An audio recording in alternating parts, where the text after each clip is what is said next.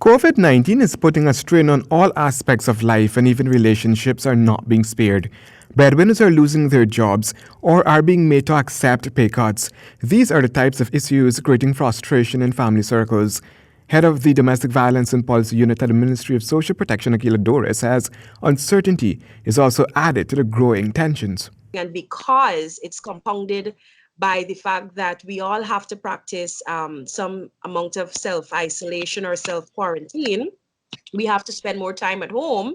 You find that a lot of tension, begins to grow because we don't know how to respond and how to deal with our frustrations. She added that generally a lot of persons used going to work, church, or other forms of social activities as routes of escape for issues they might have been facing prior to COVID-19 becoming an added worry. But it becomes extremely critical when there is no escape. There is no escape route here. What exactly do you do? And now we're, and this is not just for Guyana.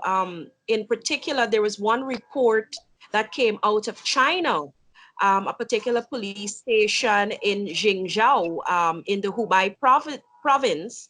And the reports show that the cases of domestic violence, they had tripled compared to the same period for the previous year. Despite the woes families might be facing at this time, Doris called on families to strive to keep the peace. We have to ensure that we find amicable ways of resolving our conflicts.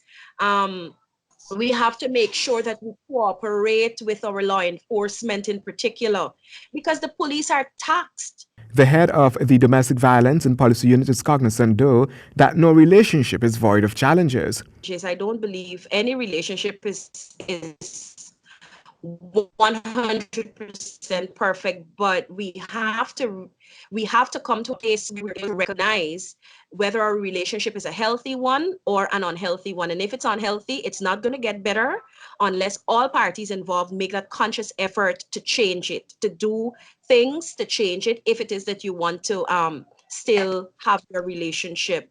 But there's a lot of frustration, and with COVID-19, there is a lot of uncertainty as well. Doris reminded that violence is a choice, adding that there are things a person can do to ensure that violence doesn't become the answer to the numerous challenges being experienced during this crisis. Handell Duncan, HGP Nightly News.